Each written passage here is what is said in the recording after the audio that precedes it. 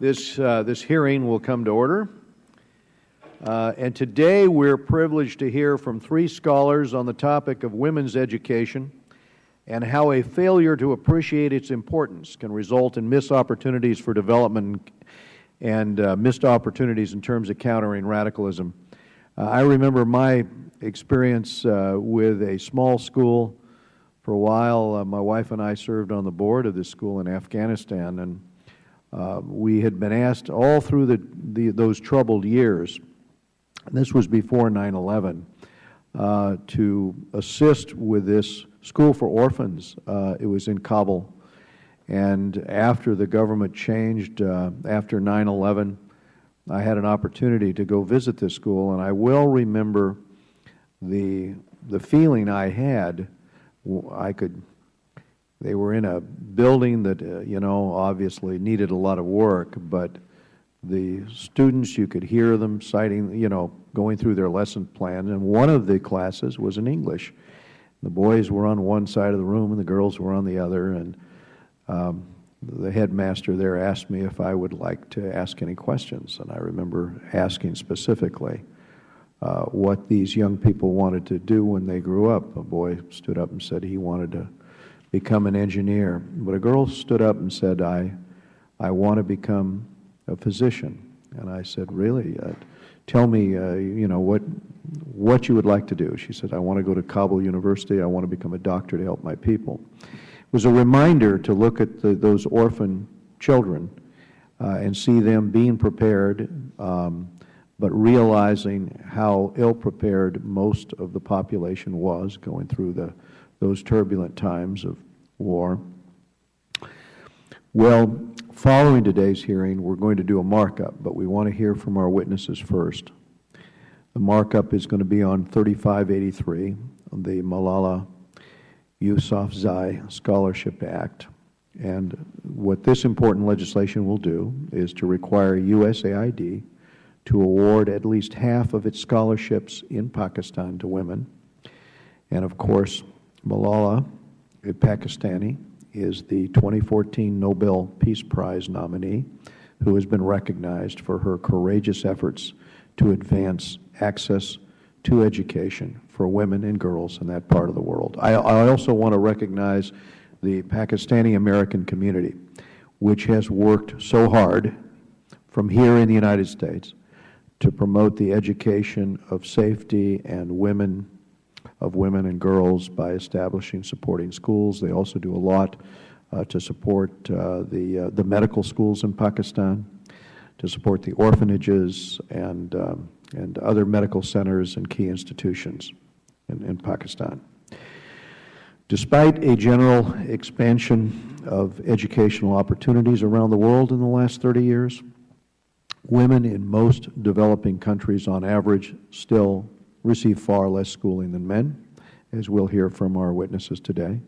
In some countries like Pakistan, this difference is quite pronounced, with only about 40% of women over the age of 15 considered literate, 40% for women, 70% for men. In Afghanistan, however, it is as few as 13% of women that are able to read and write. Today, we hope as children are graduated out of school, we are going to see that percentage increase markedly. But as you'll hear today, there is strong evidence that the education of women and girls, of course, promotes economic growth. It increases life expectancy. It promotes childhood development. There is no doubt that educating women improves a country's economy, as educated women are more likely, obviously, to be able to contribute to the labor force. But the correlation between a rise in women's education and per capita income has been absolutely proven. An increase in a woman's earning potential benefits her family. Studies have shown that women tend to invest more in their children than men, which is why increases in female income improve child survival rate some 20 times more than increases in male income.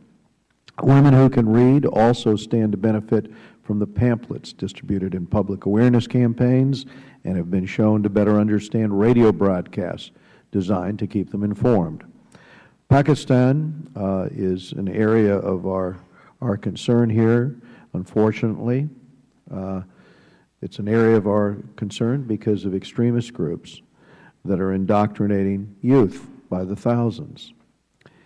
And to offset this, of course, there are all-girls schools now in Pakistan being set up. I visited one of them out in the northwest frontier, only to learn later that that particular school had been destroyed by the Taliban. That should tell us all we need to know. Education is a key counter to destructive ideology. As we will hear today, women's central role in families and communities make them uniquely positioned to intervene and to stop the radicalization of their children. Mothers are most likely to spot the signs that something is off. Simply put, if angry young men are to be stopped before they strap on a suicide vest, women will be key to stopping them. It is also worrisome that, as one witness will warn, it is worrisome the soft radicalization of women, and she'll point to the growing trend of women involved in terrorist attacks. Education has the potential to counter this, too. We look forward to hearing from our witnesses on how women's education can play an important role in defusing the factors that contribute to extremism, and how educating women and girls is a catalyst for economic development. As one journalist has put it, girls' schools are just about the best long-term counterterrorism investment available, unquote. I now turn to the ranking member, Mr. Keating from Massachusetts, for this hearing, for his opening comments. Thank you, Mr. Chairman. And Ranking Member Engel was unable to attend this morning. I'd like to ask the committee for unanimous consent to insert his opening statement for the record. Without objection. Great. Thank you. And I do want to extend my gratitude to Chairman Royce and Ranking Member Engel for their willingness to hold this important hearing, and for their readiness to work with myself and other members of the committee in support of this timely topic. And I want to thank each of the witnesses for their testimony this morning. And I think I join the Chairman and the members of the committee that are here to mention that, with all sincerity, that our thoughts are with the families of the loved ones that were lost in Fort Hood in the shooting. It was our former Secretary of State, Hillary Clinton, who said, if women are healthy and educated, their families will flourish. If women are free from violence, their families will flourish. If women have a chance to work and earn as full and equal partners in society, their families will flourish. And when families flourish, communities and nations will flourish. We're in the year 2014, yet women still account for two-thirds of the world's 774 million adult illiterates, a proportion that has remained unchanged over the past 2 decades. And while the overall progress in primary education on a global scale in the past decades is encouraging, major barriers still persist. According to a recent World Bank study, 72 million children, a majority of them girls, are out of school. For this reason, although we may differ in opinion as to how much we should devote to particular programs in the international arena on this committee, we know that there is an investment that will continue to yield high returns, and that investment is in women. Through their individual empowerment, whole communities stand to benefit from women who have already been assisting their communities through both traditional and non-traditional means, particularly in regard to dealing with youth in areas that have been impacted by violent extremism. Violent extremism is not a regional infliction, but crosses all national and regional boundaries. It can infiltrate our community or culture, and is not bound to one cause or another, often leaving us with a feeling of helplessness at its extensiveness. Violent extremism is also remarkably self-regenerating, a reality that makes efforts to understand its origin, quell its spread, and counter its impact extremely difficult. Now, with the final year of troop withdrawal from Afghanistan underway and a final effects of the Arab Spring yet to be seen, we have had to emphasize focus on developments in the Mideast and Southeast Asia. But the time is ripe to elevate the conversation on women's role in civil society and countering violent extremism in this regard throughout the world. Our discussion today should not revisit the countless reasons why women, half of the world's population, should also account for half of its civic participation and leadership. Instead, we should seize this opportunity to hear from our three esteemed panelists on what precisely the U.S. government and aid organizations are doing and should be doing to have the most impact abroad. Already, organizations like MUFLAN in the World Organization for Resource Development and Education and the U.S. Institute for Peace, to name those represented today, are having this conversation and drawing attention to this important topic. However, here in Washington, where there is no shortage of intellect, policy experts, and curiosity, too often these conversations remain within separate communities, from security experts to civilian organizations and academia. It is time, as I said, to elevate this conversation to the highest level.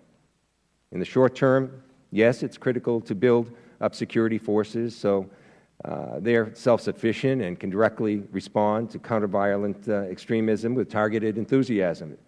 In the long term, however, we must ensure that our efforts yield greater economic opportunity. It's through access to education that we can most effectively empower half the world's population, our women and our girls, as the frontline agents of change.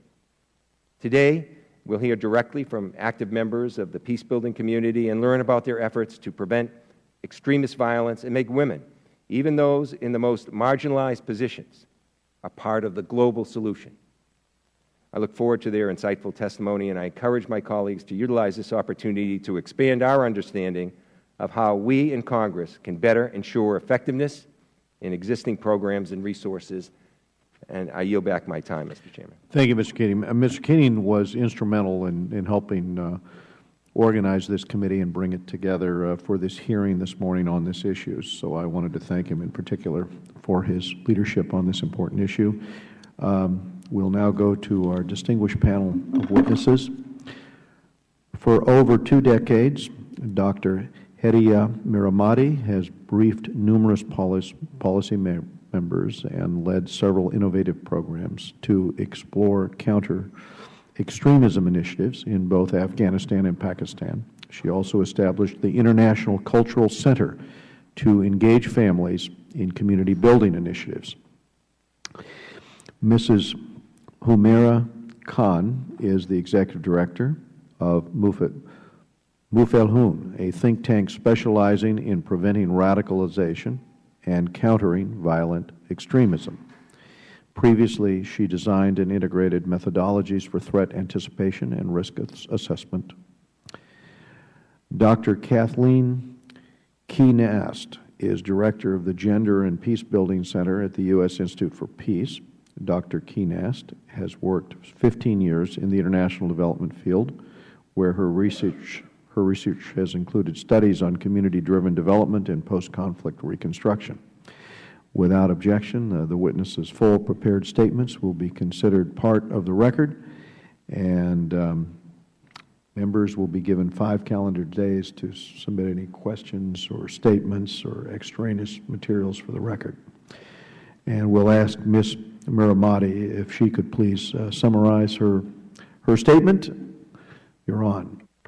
Thank you. Thank you, Chairman Royce, Ranking Member Keating, and members of the committee. Thank you for the opportunity to testify here before you today. Some experts rightly argue that the pursuit and apprehension of terrorists is a very different functional problem than the prevention of new recruits. The goal, then, of countering violent extremism, CVE as we call it, as opposed to the capture or kill focus of counterterrorism, has led to a whole body of social science research that provides a framework for understanding the dynamics of radicalization. Although we won't be able to predict who can be radicalized, we can mitigate the factors that lead a man or a woman vulnerable in the first place. This is the space where community-based programming is so critical. Increasing women's access to secular and mainstream religious education is an important part about how they will prevent radicalism. In addition to expanding their access, there needs to be curriculum within these programs which undercuts the bifurcated worldview presented by extremists who perpetrate a culture of hatred and misconceptions of the other. Fortunately, some female activists in Pakistan have already begun implementing such a solution. So over the past 4 years, my organization, WORD, has conducted field work in over 75 cities across Afghanistan and Pakistan to explore community-based solutions to violence. I presented those examples in my testimony, but here I'd like to highlight just a few. For example, in Kabul, in the Khanaka Pahlawan, it supports a neighboring madrasa that has approximately 700 students, female students at all times, solving women's problems, including family disputes, and the teachers serving as confidants and mentors to these young girls.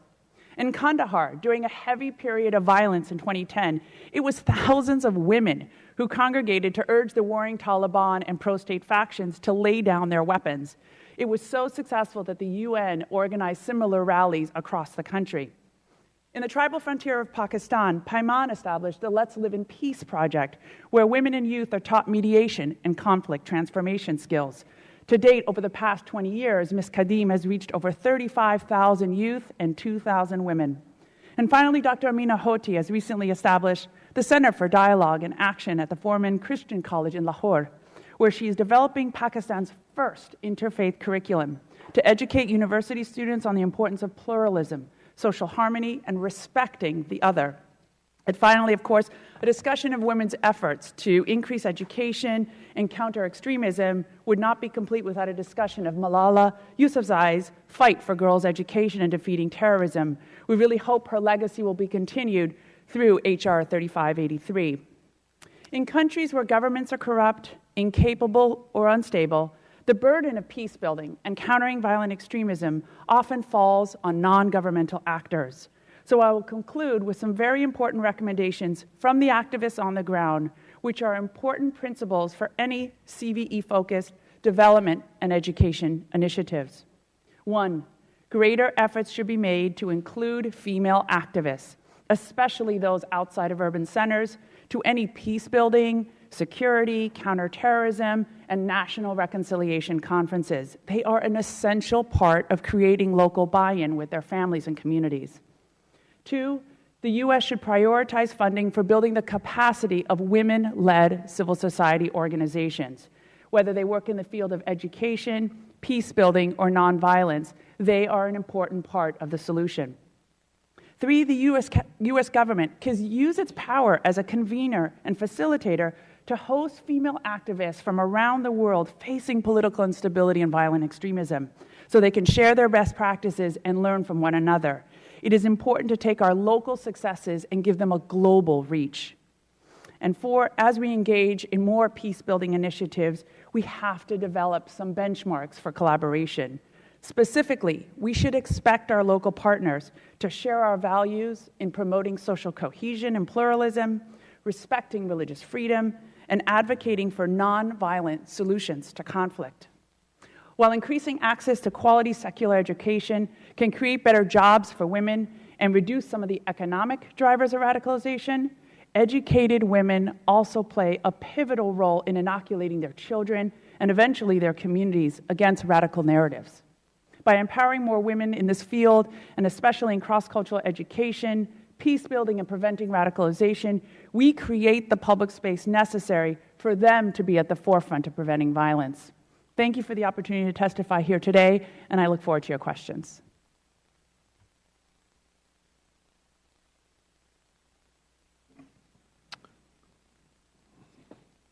Go ahead.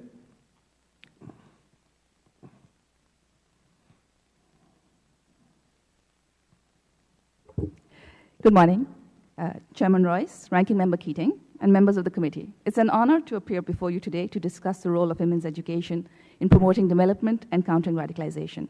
My remarks are going to be a summary of the statement which has been submitted, and I will actually be focusing on the role of education specific to countering violent extremism. So, this is a field where we have multiple definitions of CVE. So let me lay out the definition I will be using in my statement.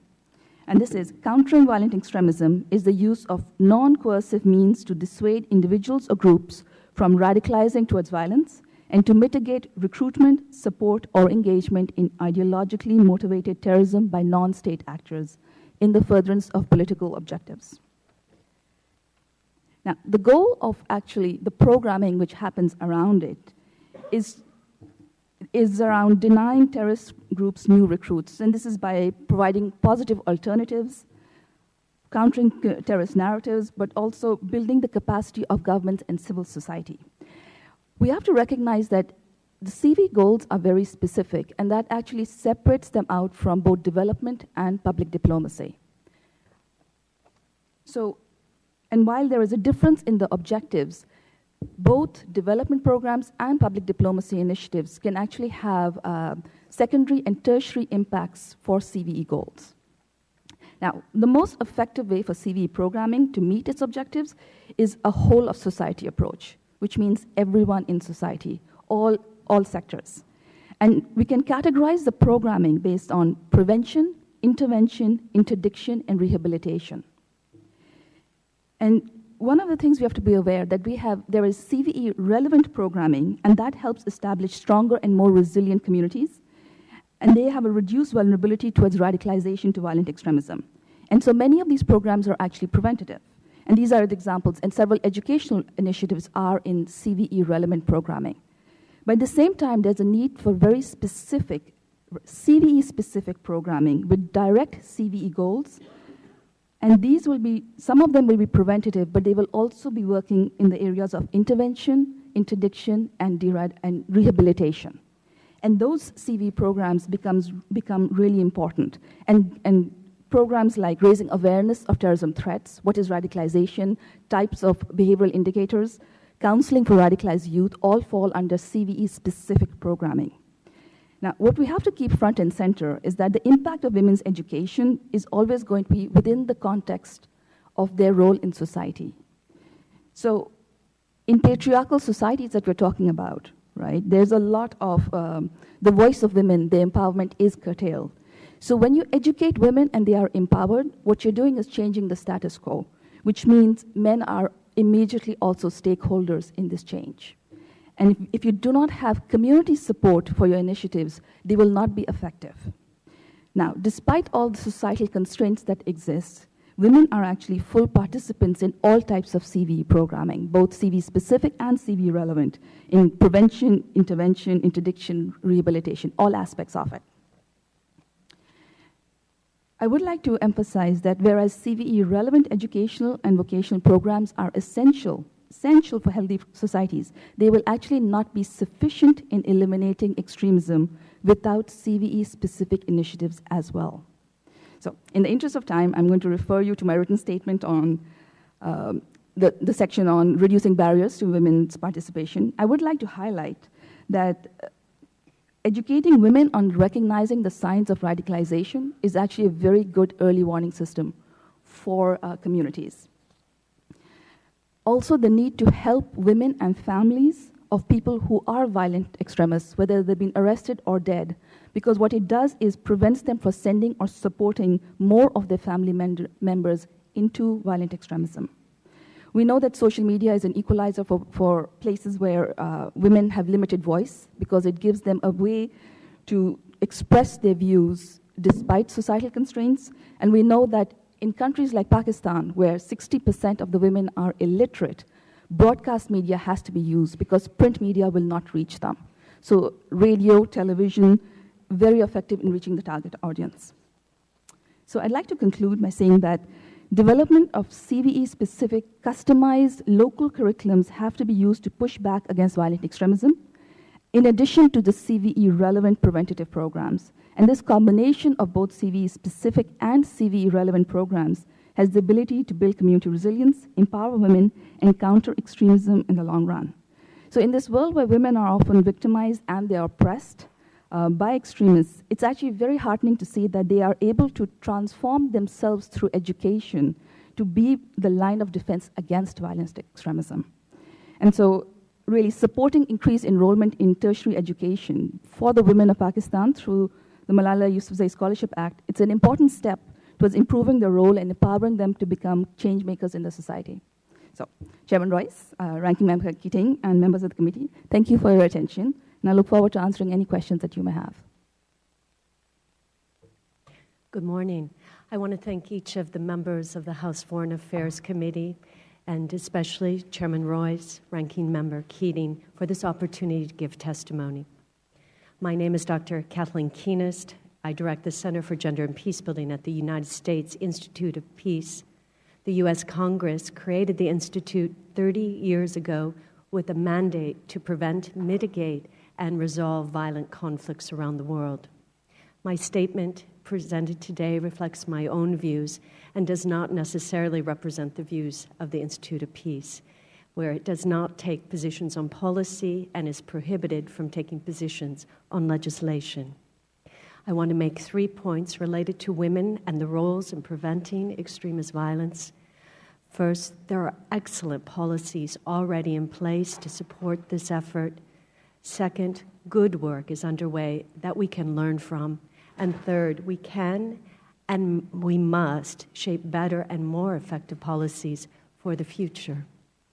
In light of the discussion today, it is notable that the U.S. National Intelligence Committee Council's Global Trends 2025 report highlights women as agents of geopolitical change and predicts that the economic and political empowerment of women should transform the global landscape.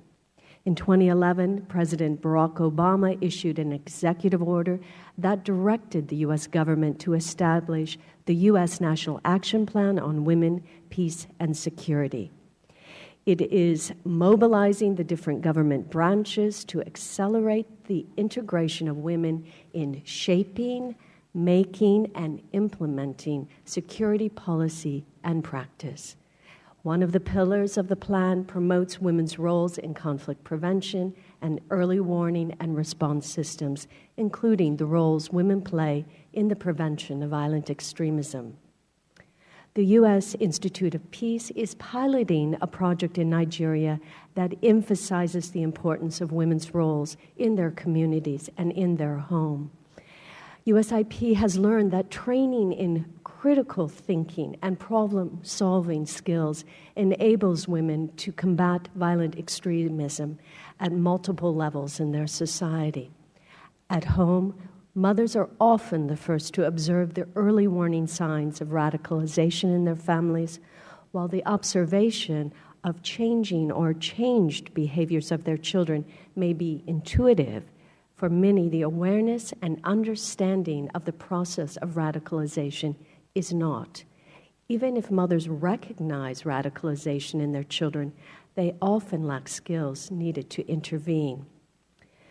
Women need to be equipped and supported in their efforts to prevent their children from joining extremist groups, and also to build their own capacity to reject the influence of extremism and violence.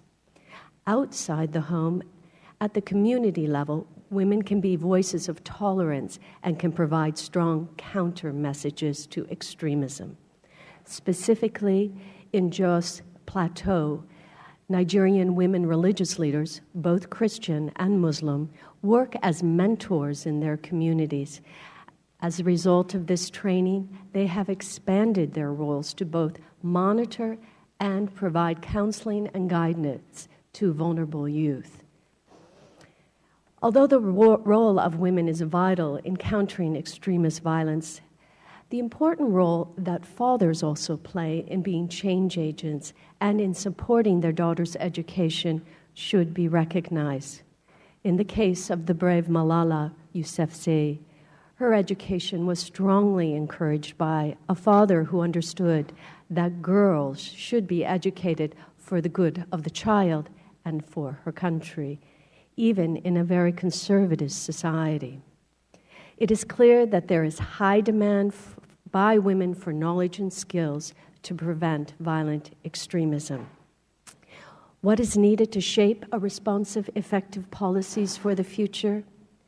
Improved access for women and girls to education so that they may develop skills, knowledge, and self-confidence necessary to be productive participants in their society.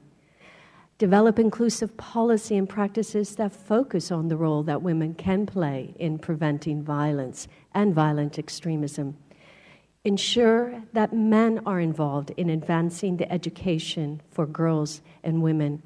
Fathers can play pivotal roles in supporting their daughters, and develop collaborative partnership among researchers, practitioners, and policymakers to bridge divides and develop more innovative approaches.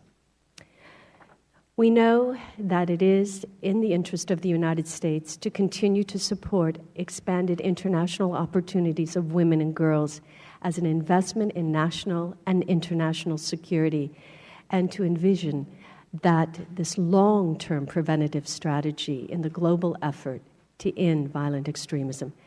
Thank you for your time. I'm happy to answer any questions. Thank you very much. One of my friends in the Pakistani American community had shared with me, he's in the IT community, his frustrations with governments in South Asia, across South Asia, India, Pakistan, etc. The amount of money that was allocated for education, which I think at the time he was claiming was like 2%. And he was contrasting that with the arms race in terms of nuclear weapons in India and Pakistan, and the fact that the societies, the governments themselves, didn't seem to understand that their long-term interests lie with educating their population and educating women and providing them the ability to, the question is the capacity of governments, I guess, and the willingness of governments around the world to recognize that education for women and girls is important, but also to budget for it. And then there's the separate question, which I wanted to ask our first two panelists, and that is, for those governments putting money into childhood education, how concerned should we be about their capabilities of doing it effectively? So I'll just ask you that question. Thank you, Chairman. I actually think it's, of course, there's a limited capacity. As you mentioned, if the budget's only 2%, the capacity is obviously going to be a bit limited, and hopefully with international aid and more focus paid on education. And those were his figures. They're not mine. I don't know what the real figures are. Unfortunately, I don't have that statistic with me either. But it is. If it's close, there I think his point is probably true. What I'm actually really concerned about, and I heard some activists from Pakistan here yesterday at the Atlantic Council, was the role that non-government organizations in education plays on these communities. So ones that are funded from overseas, that have alternative motives in funding these schools, and the religious schools, they may be creating a problem that even if the central government is trying to solve and create a very strong secular educational system, we need to be careful about what's going on alongside it by these other institutions that they don't control. Yeah, I think especially some of the Gulf State money that goes into the Deobandi schools. Yes. Or how am I supposed to pronounce that? Deobandi, yes. You and I have been talking about this for almost 2 decades now. So, well, I've had 3 trips to Pakistan where I've talked unceasingly about this with the government, and there's 600 schools which they admit are problematic, and those 600 we've never gotten closed. There are tens of thousands of madrasas that educate to some extent young people in a positive way, but there are 600 schools that we know are doing this, and there isn't the political will to confront that faction either in the legislature or out in among the support for the Taliban to get them closed.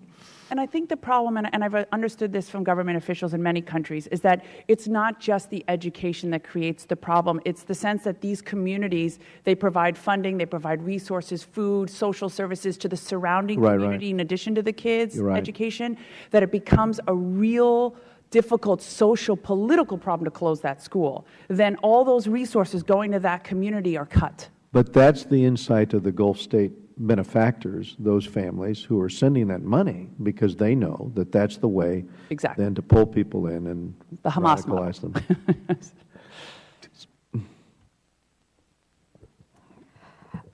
Actually, the latest figures for a place like Pakistan are slightly less than 2% is going towards education.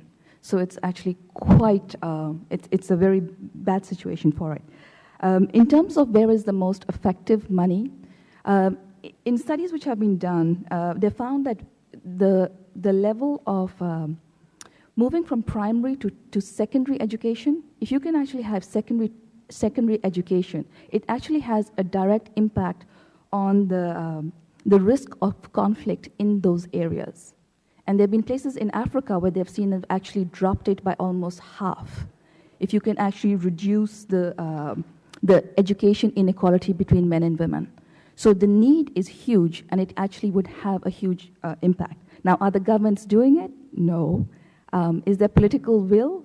Not really, because there's enough other, I hate to say excuses, but there are enough other reasons that they feel that there is other concerns that they would like to focus on instead. But you feel that electing more women to office in those countries can help drive this agenda of more money for education, because so much of it is going to be allocated to this idea of allowing young women an equal chance at education, right?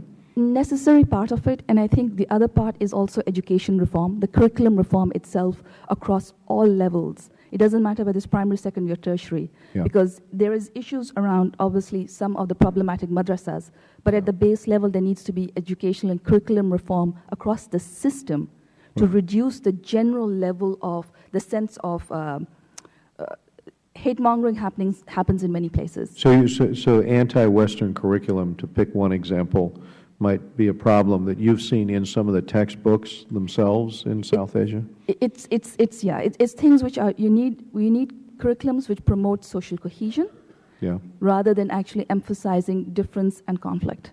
And so that has to permeate curriculums across the board, not just in madrasas. One of the things that I've seen that's pretty inspirational is, especially out of the physician community, when you have graduates of women or men who have doctorates here in the United States, they tend to be tremendously successful in the West, and the amount of time and effort they give back to, their education, to their medical schools, or to setting up schools in Pakistan, for example, that's where I think a lot of the insights can come from, in terms of people who are enormously successful here and yet are having a hard time figuring out how to work with USAID or our government in order to leverage their expertise and their hard-earned dollars that they contribute back in order to try to improve society, in order to try to increase education and so forth. I wonder how we could better get USAID to work with the diaspora or with the community here in the United States in meeting these challenges and maybe leveraging these dollars and so forth. Actually, it's something I mentioned in my written testimony, that we need more cooperation between our government bodies and the diaspora community.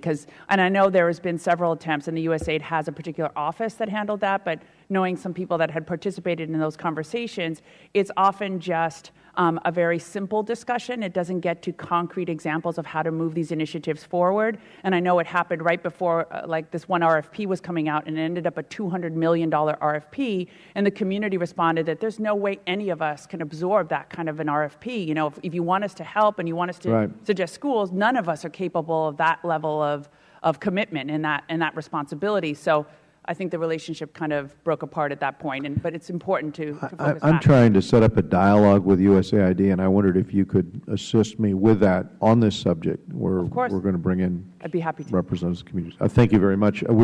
My time's expired. Mr. Keating.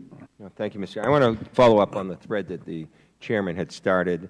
Obviously, the U.S. is not the only country or group that understands the value of working to empower people through education and through welfare. And extremist organizations are also operating at the local welfare and educational level as well.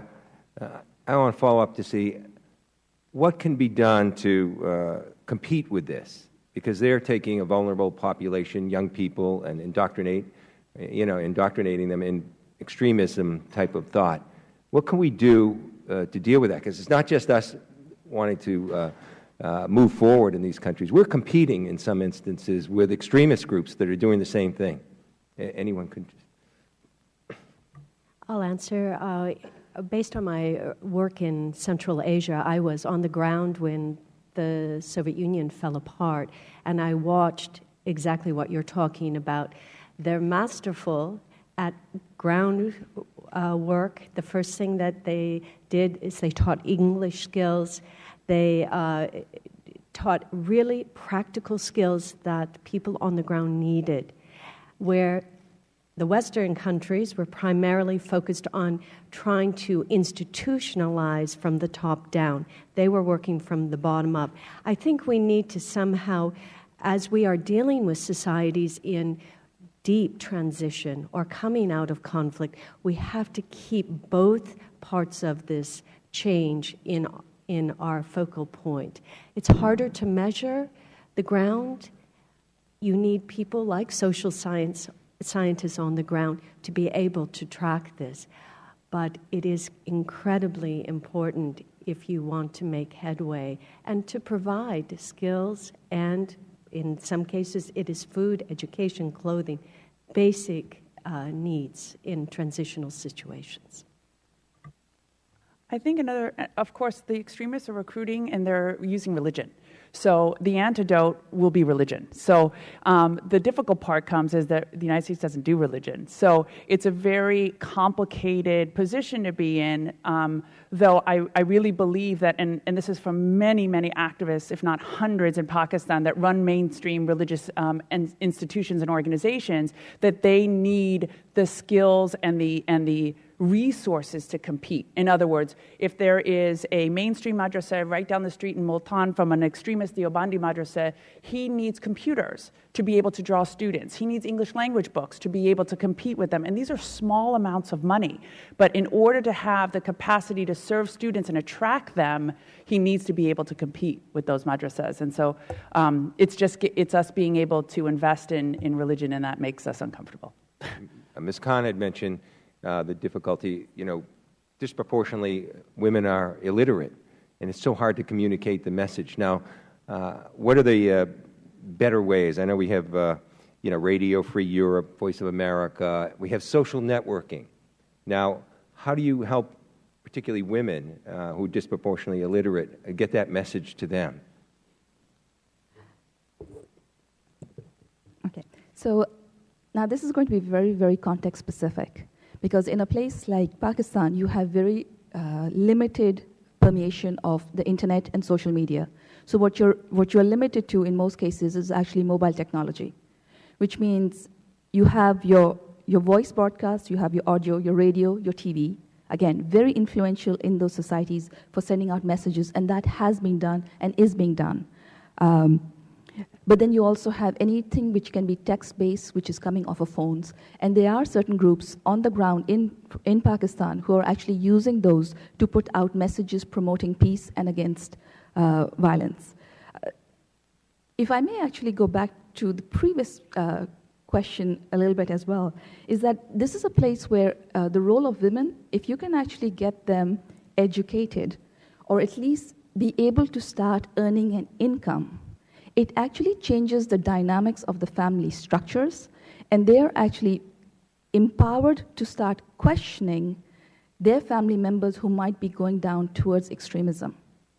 So the empowerment it has a very different, so it's not just that they're earning money, so it's not about the money, but their status and their rank, and those dynamics have a huge impact. And so when you get education into it, and you can get the messaging into them, what you're doing is, one, their status is raised, they're empowered, but then they're also, if you can give them the content with which to question, right? And if they're able to question at the very beginning of the signs of radicalization, it is a lot more effective. Yeah. And this is not just a women's program. It has to be community-based for the communities around, not just that family, but around them to support that structure too. Well, that leads me lastly, and we're running out of time, so but specifically older women. I know we're gearing in on education and the effect of women who have children that are at an early age for education.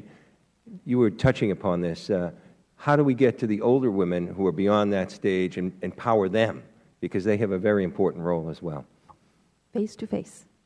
Face to face. We need more women on the ground because sometimes women are the only ones who actually have access to women in those communities. So you need to have the women who are going to say, this is going to be my drive, my cause, and they will be the ones who will create those safe spaces for education. And I talk about education in the general sense, but in a very generally, but very for CVE-specific programming. We need women empowered to do CVE-specific programming on the ground. Thank you, Mr. Chairman. Thank you. We go now to Mr. Steve Shabbat of Ohio. Thank you, Mr. Chairman, and thank you for calling this hearing. Promoting women's education throughout the world is incredibly important. I think we'd all agree to that. As the witnesses have noted, countries within South Asia face some of the most challenging barriers to girls' education, and poverty is a central reason why millions of girls still miss out on school. Many of these countries, for example, Pakistan, India, Bangladesh, Sri Lanka, and Nepal, also face socio-cultural factors that further limit girls' accessibility to education. When we discuss how to increase educational and economic opportunities for women in these countries, I believe it's important for us to also address how we define success in basic education, because these countries have their own definitions sometimes of that term. How they define success impacts the quality of education these millions of girls are offered. Could the witnesses discuss that issue, how we should be defining success, and how in many instances in those countries it may not be what we typically think it ought to be if we really want to educate these young women to what their future may hold. Ms. Kuhners? Yes, thank you very much. I think in defining success, I think in some ways we have to also, as my colleague here talked about, it's context specific. I don't think we can dictate what is notions of social cultural ideals and ideas about what is successful for a girl or a boy. I think some of the success, though, does come in the fact that we begin to allow the space, even ideologically, that girls are worthy of education. And that's a harder social cultural notion to shift. That's why fathers are pretty critical in this storyboard. We need them to also be part of the change process, part of the change agency is to engage that whole of community. And in that perspective, help to develop intrinsic sense of what it is to be successful in their respective village, community, state. Thank you. Since time's relatively brief for us, I'm going to address my second question to the other two panelists, if that's okay. Another of the obstacles facing girls in getting an education is fear of potential molestation and harassment on the way to and from school. This greatly impacts their school attendance, access to school, their learning, their achievement. Regardless of their age, girls and women in many Middle Eastern and South Asian cultures cannot even leave their household without an adult male family member, for example. We've all heard stories about women who have not done it that way and ended up suffering from sometimes brutal attacks. As a way to combat this obstacle, Pakistan, for example, undertook a measure to provide scouts to accompany girls. And I was wondering if anyone knew if that works, or are there other countries who find ways around some of these cultural barriers and get past the belief that's a very destructive belief that investing in education for girls can be a waste of resources. And unfortunately, that is a view that's held sometimes in these countries. So if I could perhaps ask Dr. and Ms. Khan also to respond to that.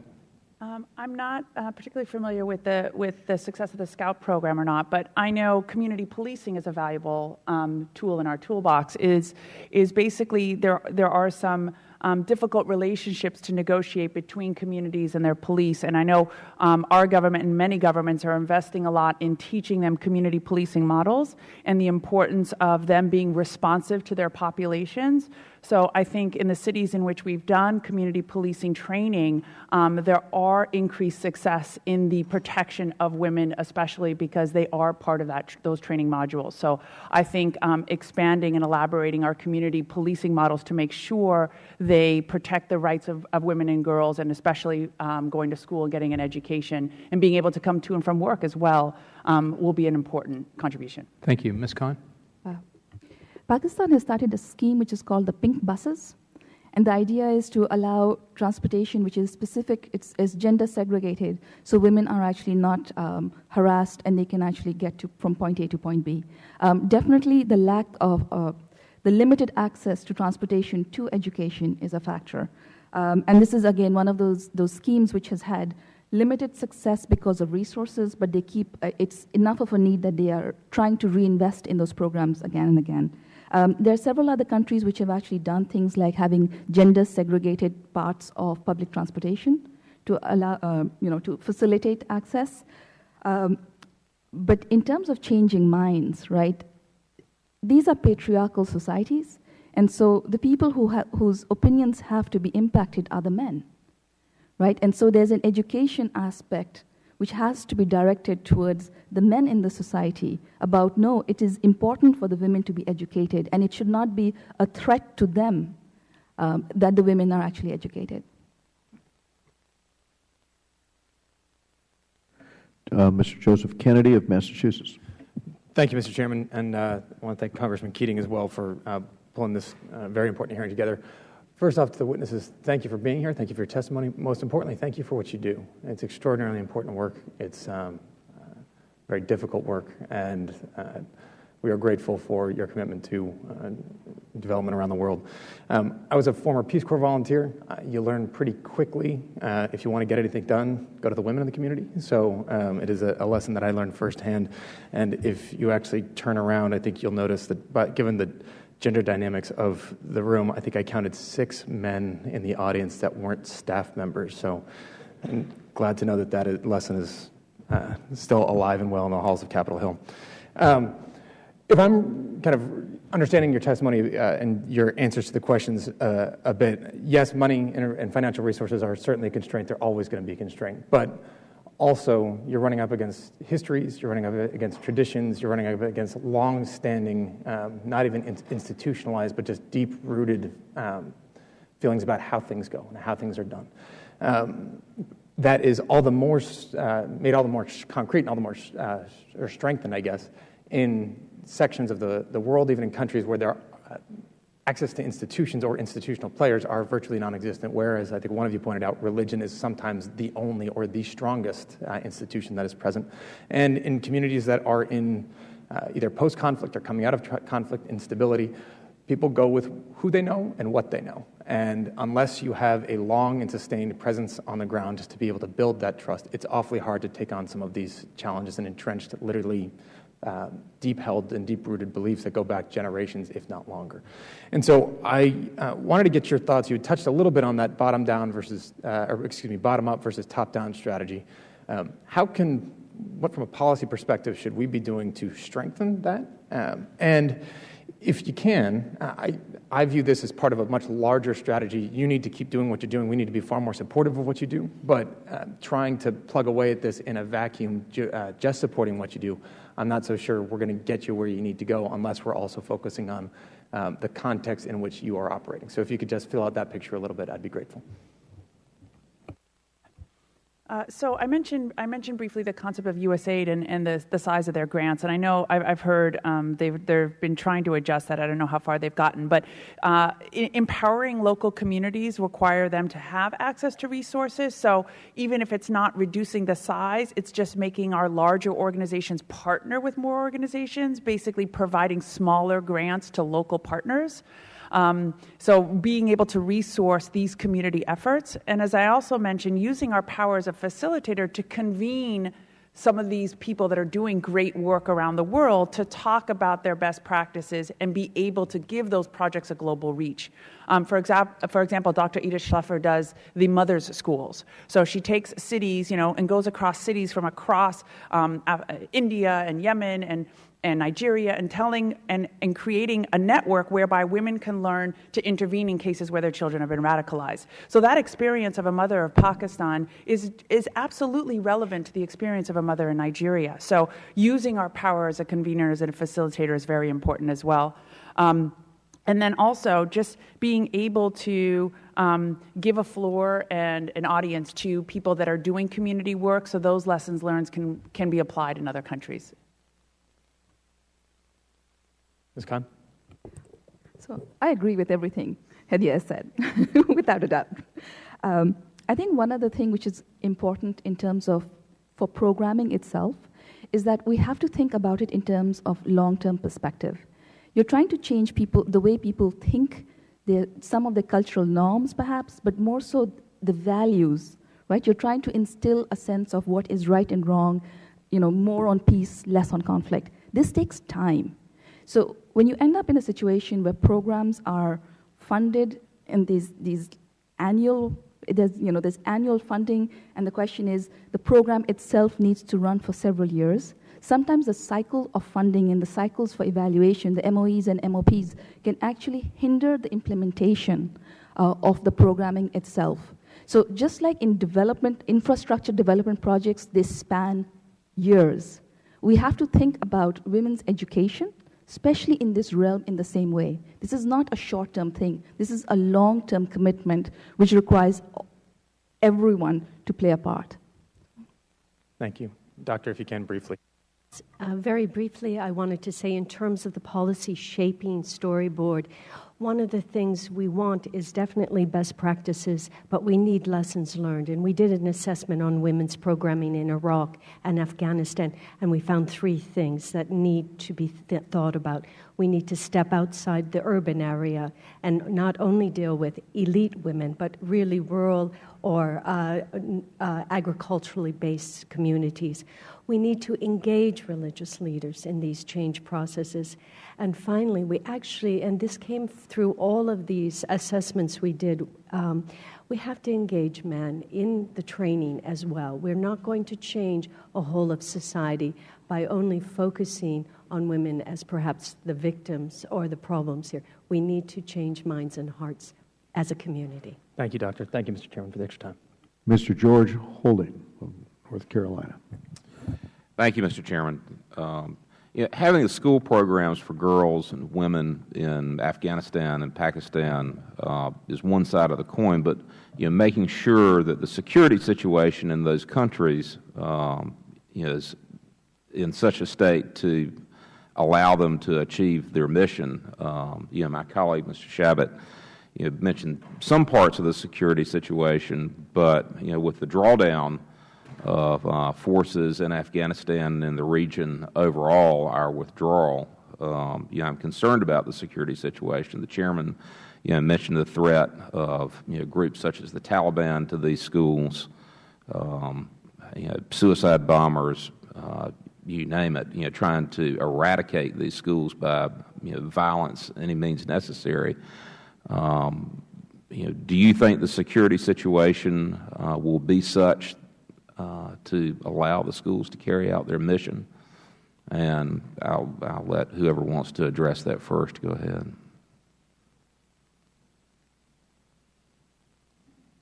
Well, I presented our members, I hope you had a copy of our report on Afghanistan post-2014. And according to our researchers in the field work we did, the security concern is more for Westerners than it is for locals, in the sense that those schools do get attacked.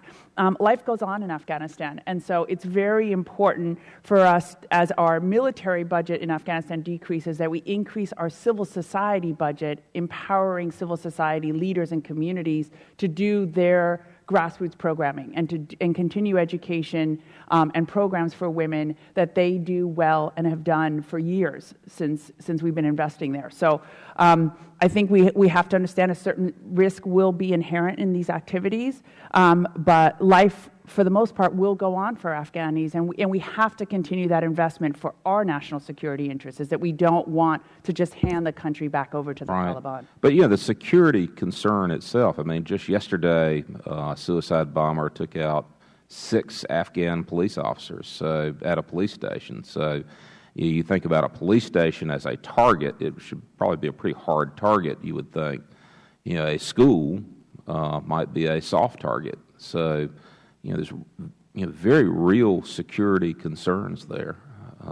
And, you can just imagine the horror at a massacre at a school for girls being massacred, for doing precisely, what you're encouraging them to do. I can tell you a bigger fear in Afghanistan is that the United States would turn its back.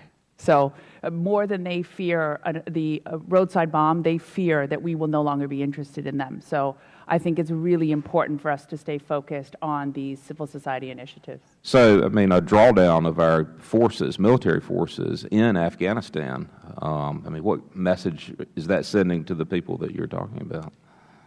They're very concerned. I mean, across the country, they were very concerned about what the drawdown means. So, though of course they want the skirmishes to stop, they are most concerned with whether that means we'll no longer have an interest in their future and their prosperity and their safety. It's just hard for me to see, if we draw down our military presence in Afghanistan, how you can continue with civil society programs without the military there to protect the programs.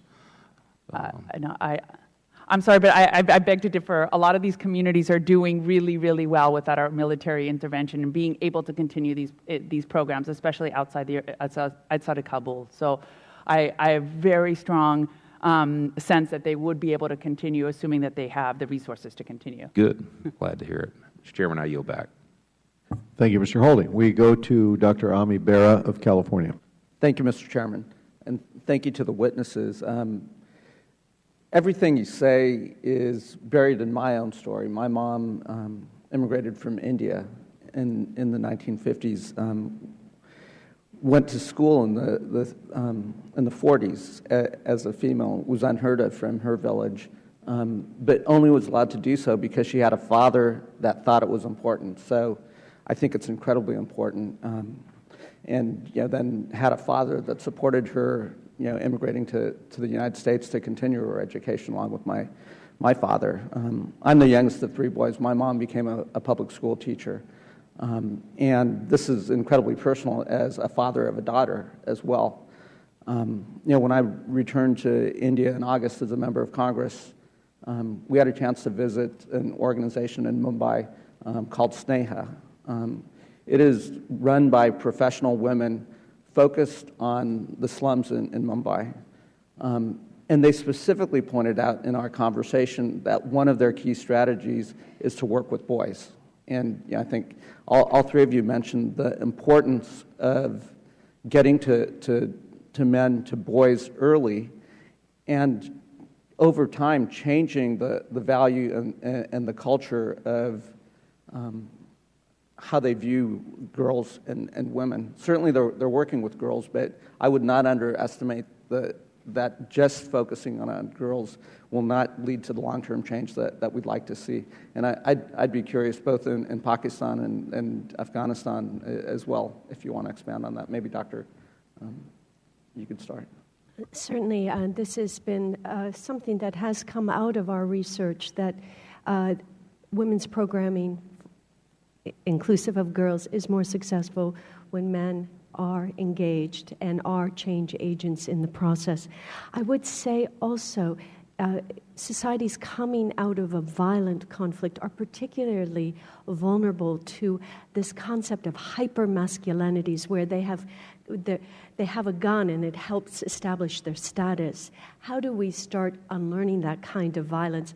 That is a whole set of educational training processes that include curriculum change that is vital for a new identity of what it means to be a really holistic man in society beyond the gun in which once their identity was established. So this is, though, it goes hand in hand as a holistic society.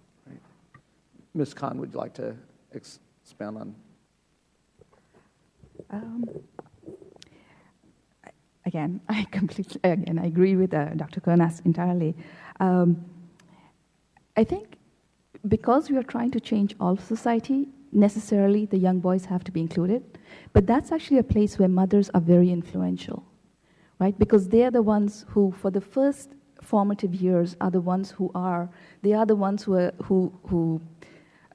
are the guardians of culture and social norms, right? So they are actually able to impart those values, right? Which means they have to learn it themselves, that actually women's education is important, that the young man who's going to grow up has to recognize it's important for his sisters, for the women around him, and he has to be a part of helping that. Your mother's story, your story is actually very similar to mine. The reason I was able to come here when I was 16 to start university was because my father was behind it. There's no way he would have said, it would have happened without full support that, okay, no, education is important enough for you to take, to break social norms and make that difference. So. One Nigerian activist said, the home is the first school and the mother is the first teacher. So again, as my colleagues have said, it is very important to be dealing with both sides of the population at once and to make sure that the women are empowered and educated and being able to influence their children and then being able to influence the dynamic in their home and thereby within their communities. So I think both genders are very, very important to further this agenda. Great.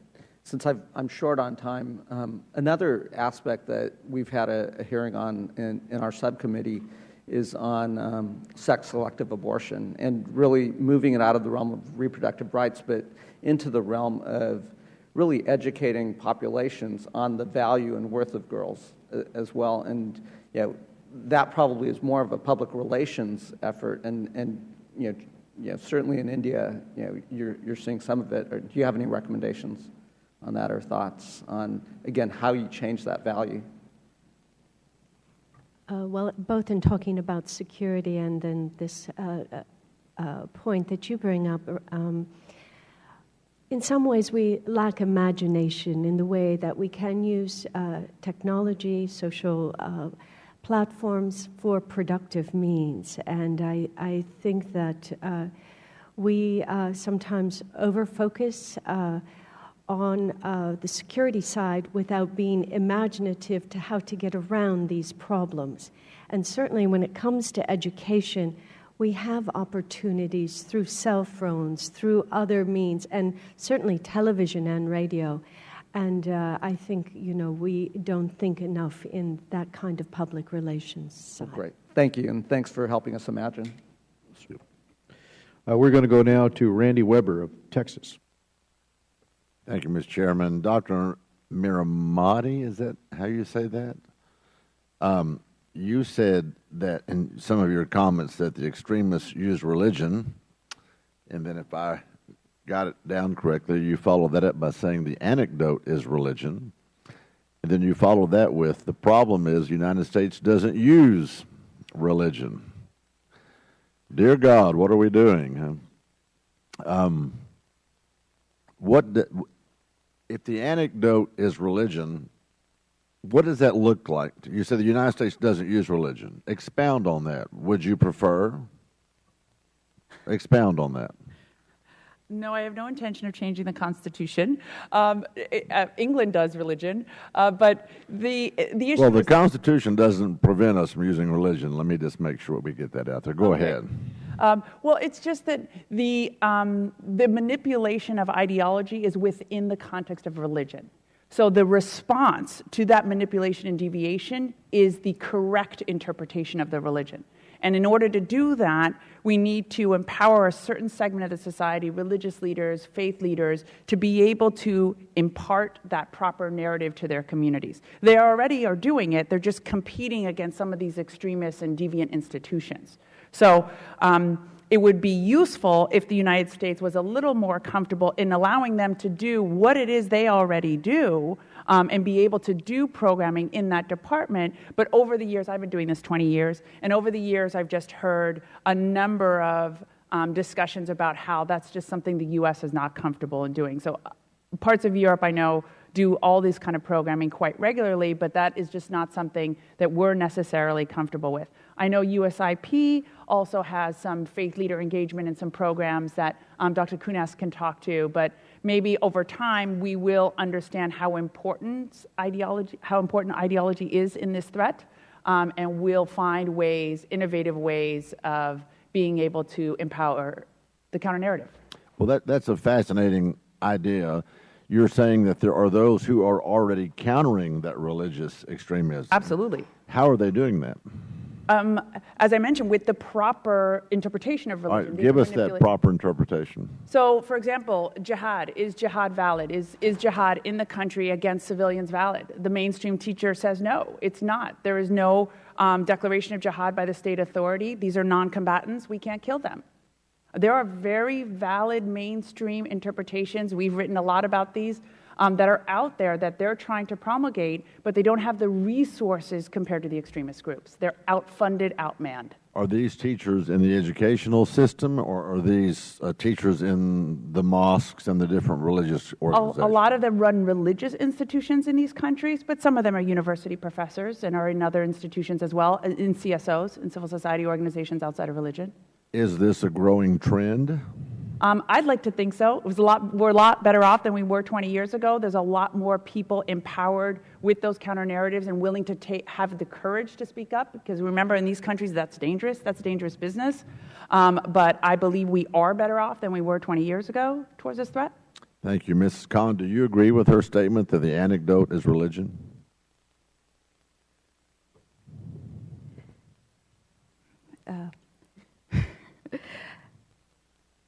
I think there is a role for religion to be played when we are talking about for the antidote for ideologically inspired extremism. Extremism or engagement in violent extremism happens for many different reasons, and not all of them are ideological. Right? It comes through people get involved in kinship. There's multiple reasons why people engage. But would you say that most of them come through religious extremism?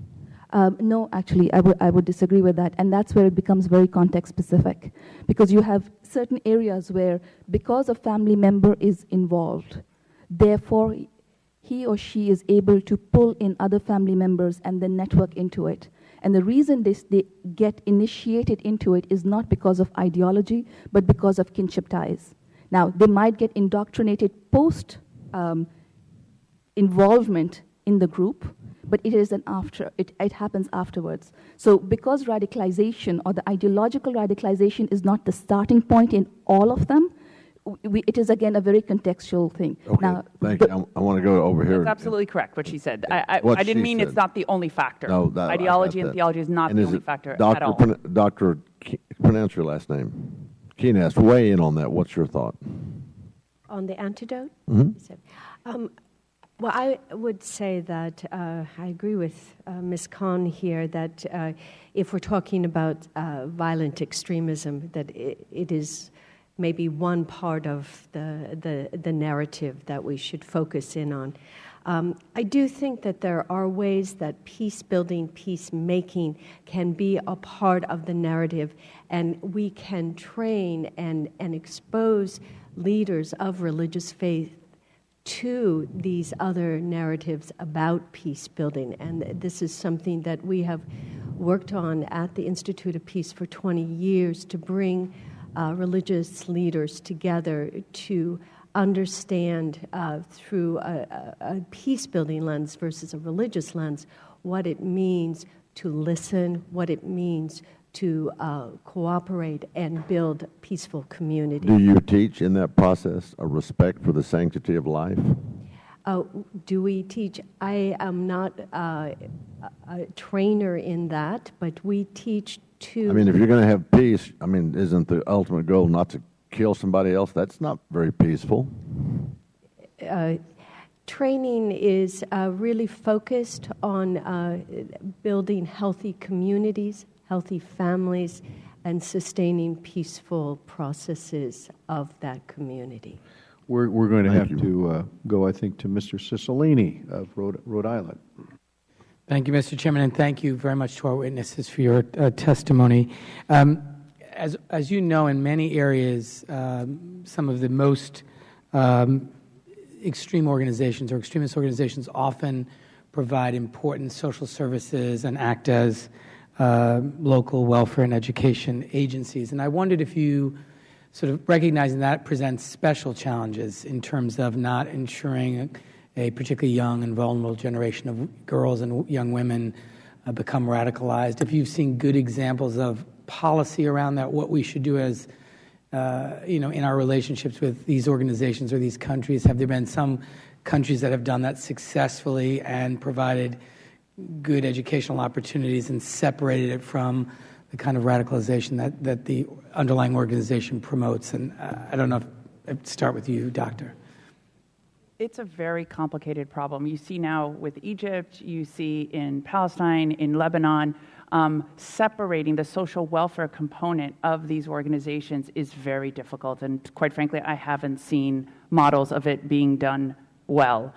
One of the recommendations we make quite often is teaching the mainstream secular prominent CSOs in disaster humanitarian relief in terms of when there's a flood or some other kind of natural disaster. So it's not just the extremist groups that are on the ground, but also developing social welfare components of their institutions. So they need to understand how effective this model is and be empowered to do the same. So I think so far that's been our best recommendation, especially from activists on the ground. Scott?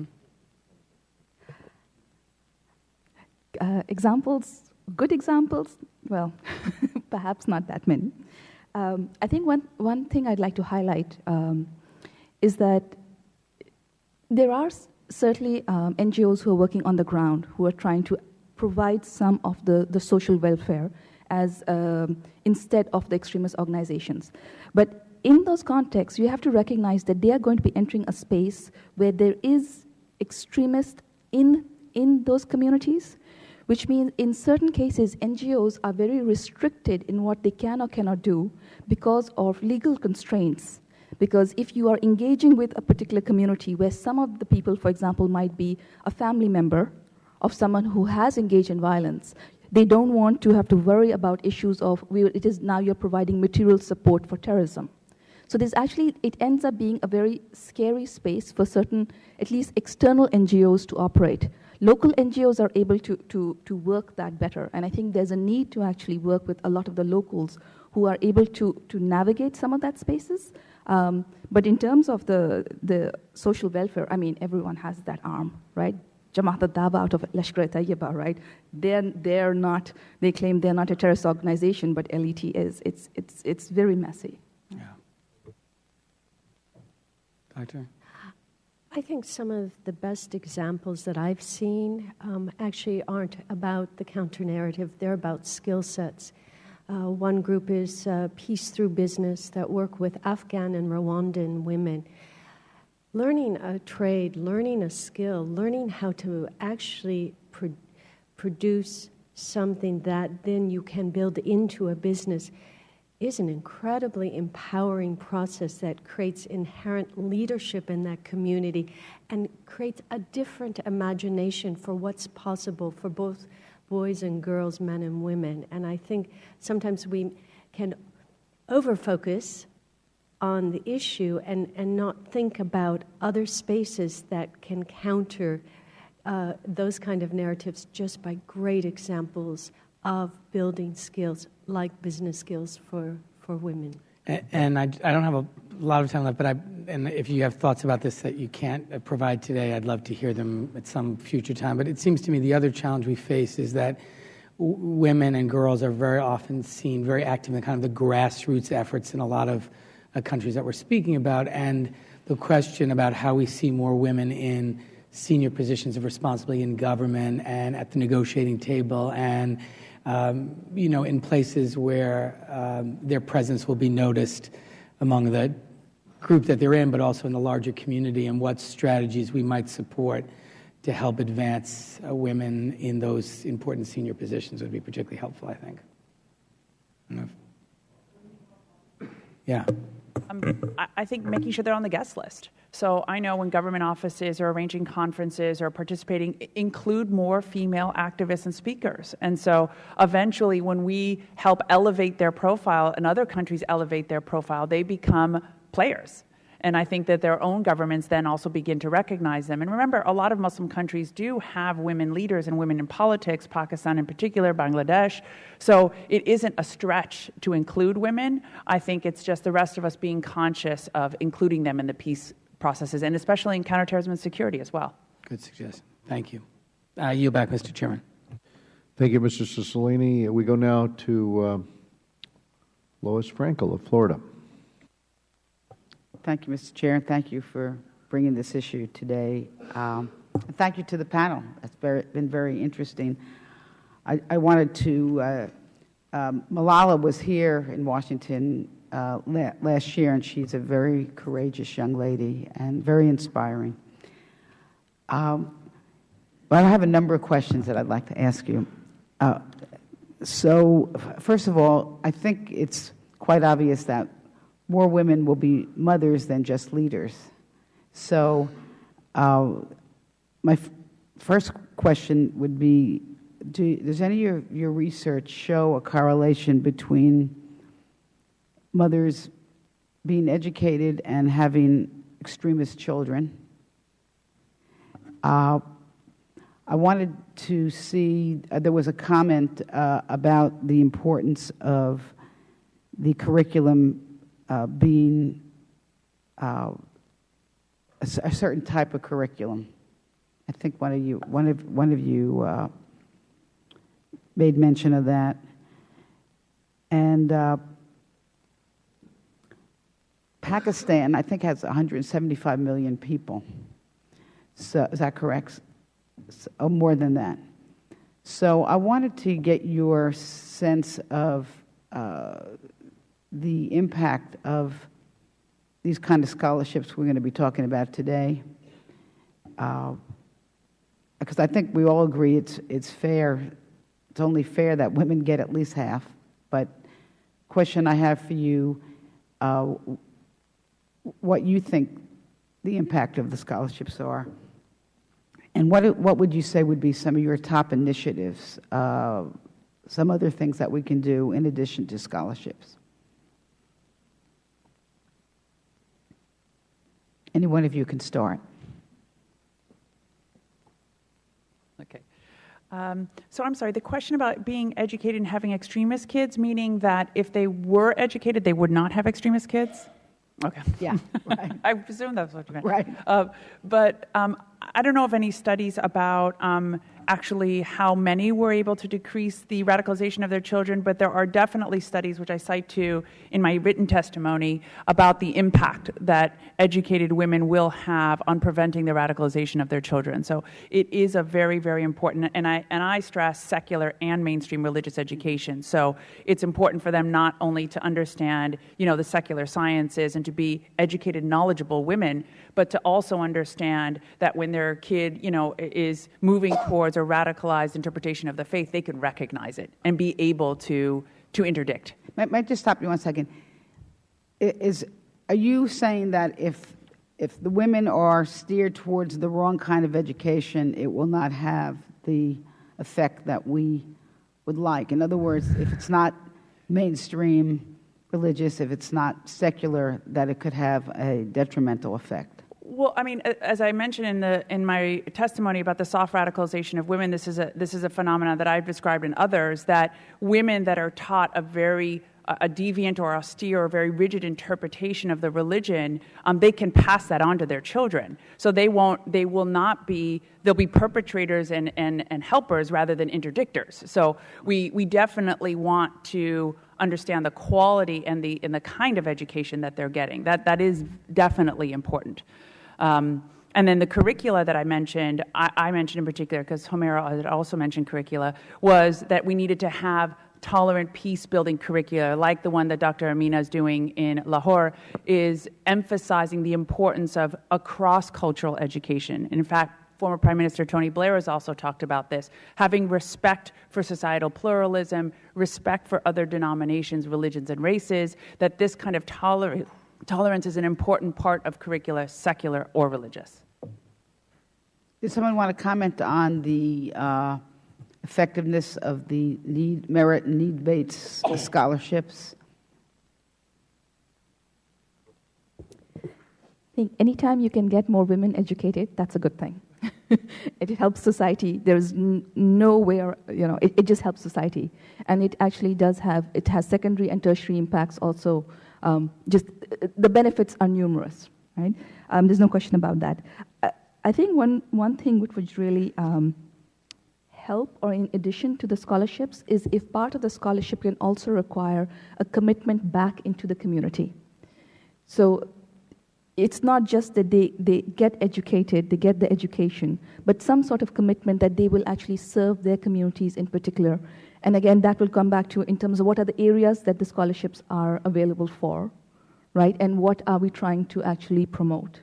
Because you can have women, you can talk about you want more women to become teachers, but you can also have women who will eventually end up in leadership roles or in politics, or there's different types of topics or subject areas that you would emphasize depending on how you would like to, in the long term, channel the empowerment of women.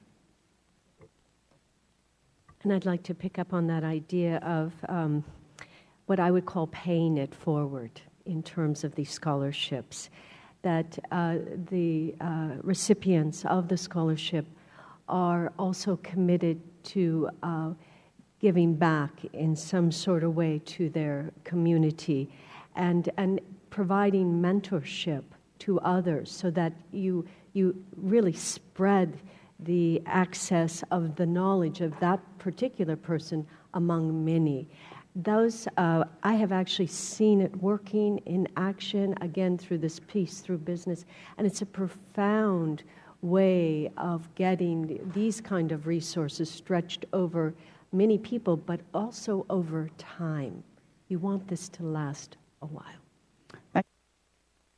Mr. Chair, would that, these sound like very good suggestions. Is that something that this committee could entertain as this legislation moves forward? Absolutely, Ms. Frankel. And remember, we have a markup following the hearing. Okay. Thank you. We're going to go to Tulsi Gabbard of Hawaii. Thank you, Mr. Chairman. Aloha and good morning. Thank you for being here and for speaking so candidly about the work that you're doing and the effects that you're seeing, and also talking about where we can and need to be doing more. I have 3 questions I'm going to try to ask quickly and see if you can try to address them. Just following up on Mr. Holding's questions about the necessity of security going forward when there is NGO work or work that's still being done on the ground, knowing that our military presence from Afghanistan is diminishing greatly. My second question is with regards to the female engagement teams in Afghanistan in particular, what kind of impact do you think that they've had? And lastly, as you're looking at communicating with these different generations of women, what are some of the different approaches that you're taking, for example, with young girls who are growing up, going through high school, or young women, as opposed to the generation before them of their mothers and grandmothers, where, as a 16-year-old, you might be very active perhaps in social media, whereas, their mothers or grandmothers would view things and be empowered in a completely different way. Dr. Miramati, I'll let you start. Thank you. So security going forward, this is going to be a difficult problem, especially for U.S.-based NGOs working in Afghanistan. So one of the suggestions that we had put in our report that you should have on the table is about hiring and using local NGOs to facilitate the M&E monitoring and evaluation and implementation.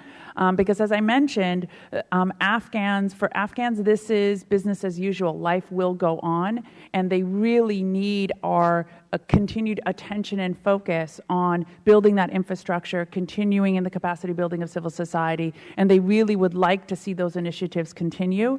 So on that, there's been a lot of talk and concern about corruption within the government there. Is there a level of confidence greater in these local NGOs than there is in the government? Absolutely. Absolutely. I mean, it's a different dynamic between the local communities and what happens in Kabul. So they also have a lot of mistrust of the central government. So I think there are a lot of, and actually we've done a report that lists 100 potential CSOs that are potential partners for the United States. We've actually vetted these organizations and provide them as possible alternative partners. And they do have, I mean, they don't have the fiscal good governance and some of the structures that we'd like to see as an American-based organization, but if we build their capacity a bit, I am sure we can get there, and they could be a very valuable resource for our projects going forward.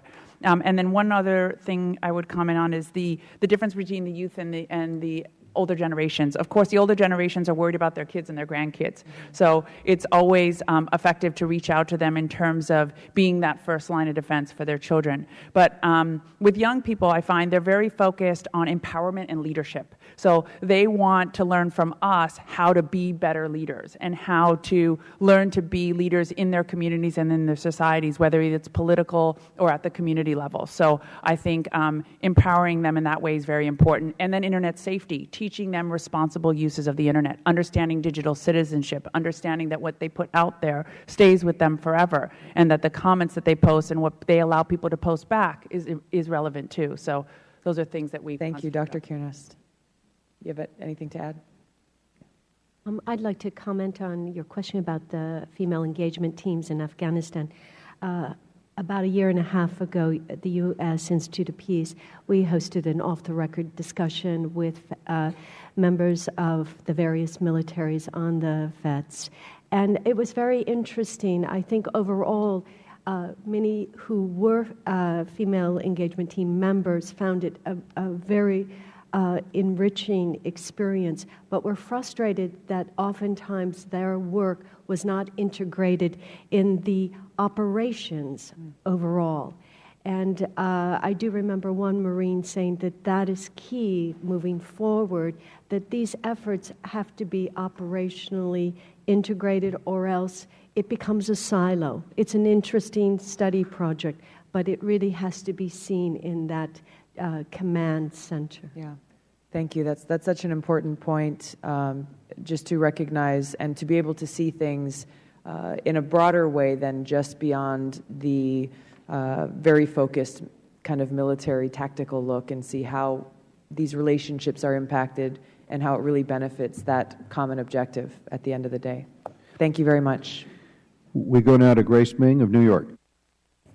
Thank you, Mr. Chairman, and thank you, Ranking Member Keating, and to all of our panelists for being here today and the important work that you do. I just want to add on to the conversation from before. In some areas, extremist organizations also operate as local welfare and education providers, leading to increased indoctrination of a vulnerable youth population. How can the U.S. effectively achieve its goals in areas where education provided by such extremists? And are there any successful examples that might serve as models for this? And anyone can answer. I'll speak from my experience working in international development. Some of the best efforts I saw happening in Central Asia, where all of this kind of, as you say, local welfare was being imported from outside of their world, and there was great need, of course. But I think when we move this kind of effort to community-driven development so that the communities have access to the funding, and it doesn't get caught always in newly forming institutional structures, especially those countries that are coming out of conflict, there are not the kind of institutions that can really funnel that funding. So we need to find mechanisms that are more community-based that can help get the needs answered as a way to, in one sense, counter this kind of local welfare, as you pointed out.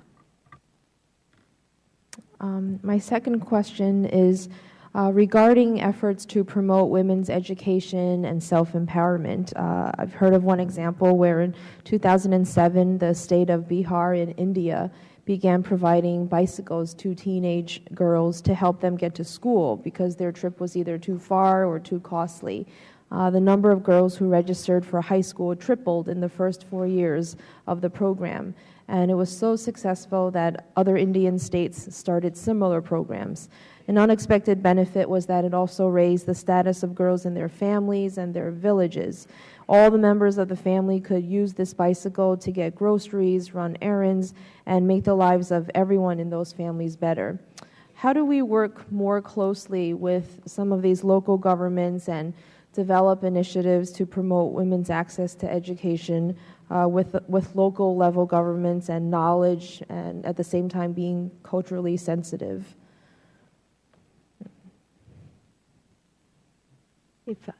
All right, I'll weigh in again. Again, that's a wonderfully imaginative approach to trying to answer a bigger question about accessing education. We need more examples like that. We need more examples in our own agencies to think outside the box, if you will. We sometimes reproduce our own bad ideas. And we need, as we talk about critical thinking and problem solving, we need to apply the same and take risks in different ways to approach very practical, everyday issues with new lens in mind. And that's, again, where I think sometimes communities are their best asset in terms of that kind of problem solving. I think I'd really like to echo the last point Dr. Kurnas made.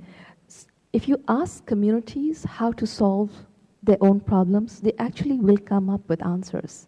And the answers they come up with are usually the ones which are going to stick the best because they own the solution, right?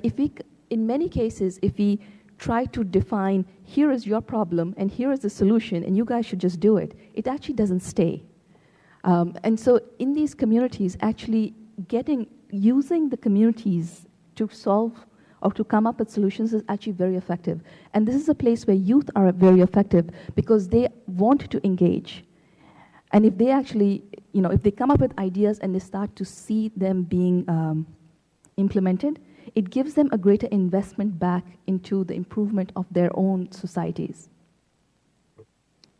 And actually, we did this in Afghanistan. So we had local development councils that we created to help bring the community members together to talk about what initiatives they wanted to put forward. And it was extremely successful. And I don't see why we couldn't do that in other countries as well. So it's bringing together the local partners and stakeholders and asking them for their input on project ideas, and then having a democratic mechanism to choose which ones will be implemented, and then being responsible for the monitor and evaluation of its success. So I think that having them a community-based solution and having them as part of the development and implementation is really important. Okay. Thank you. I yield back. Thank you. We go to Jerry Connolly of Virginia. Thank you, Mr. Chairman. And with permission, I'd like to yield to my colleague, Mr. Sherman, and come back without objection. No. Thank the gentleman from Virginia. In fairness, if we could start over Mr. Sherman's time, Mr. Chairman. Could we start back at 5? Not to worry. Thank you. One thing I've been advocating on this committee for a long time is that we put our development and foreign aid dollars into printing textbooks. First, it's helpful to support education. Second, it gives us control of the values that underlie the message in those textbooks. We'd have to be careful. I mean, if I was writing the textbooks, I might put in the chapter 14 great things you'd love about Israel. I'm not sure that the programs you work with would find wide acceptance for the book that I'd write. A third element is corruption. If we're providing free textbooks or extremely low-priced textbooks and somebody steals them, who are they going to sell them to? If we go into a country and are providing those same textbooks to free to most parents, And also, a textbook can be marked, and you can put a hologram in it or a code in it and trace it. So, whereas rice or money or whatever can be stolen more easily. To what extent do textbook costs cause parents to either not send their kids to school or not send their kids to school for as many years as they might otherwise, or to send some of their children to school but decide others will not go to school? What is, and I realize it's different from country to country, but are textbook costs a barrier to education? Yeah, Doctor? Thank you for the question. I actually love the idea of textbooks. So a number of our activists in Pakistan especially have asked for textbooks. Of course, the content and subject matter of the textbooks is very relevant, and what we, as you mentioned, what we would put in the textbooks. And unfortunately, I was part of a project that was overlooking the textbooks we were sending to Afghanistan in the beginning of the war. And you'd be horrified by what was in the content of the textbooks we printed. So they were simply a reproduction of old Afghani textbooks, counting Kalashnikovs. Right. So it's important. Content is important. So we'd have to make sure that we were, very clear about what we expected to have in that content. But I think it's an extremely wonderful tool, especially for existing institutions. As to sending them to homes and families, I'm not sure about how that would. I mean, there are many places in the world where the parents have to pay for the textbooks. Do you have experience in operating in those countries? And do those textbook costs deter parents from sending their kids to school? If you don't have, I can go on to the next question if there isn't. I don't see anybody answering that question. Okay, let me go on to the next one. Obviously, what we'd want to see is a qualified teacher teaching a class of 20 or fewer students. We've got very limited resources here. But we do have new technology. Are any of you aware of situations where computer programs, lectures, available on tablet, through the internet, or on disk, have been made available to those who don't have traditional classroom education available? And do you have any success stories or failure stories? Dr. Knest? I am familiar with some of these new approaches to education. The U.S. Institute of Peace has online courses on peace building, conflict resolution, looking at anything in local languages that helps kids learn how to read and basic skills? No, but it helps the qualifying teachers. Okay. And it helps teachers prepare, and they are being translated into key languages. We also have a global peace building center focused on. I want to squeeze in one more question.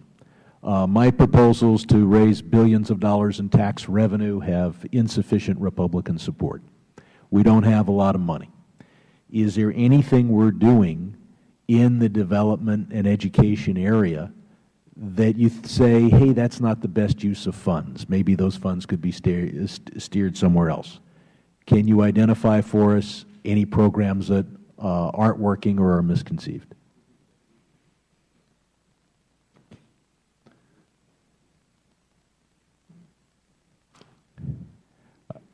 Yes, Ms. Khan. Perhaps this could be something we could include in our answer in the written. I would like you all to respond for the record to those questions that time did not permit you to respond to orally, and I yield back.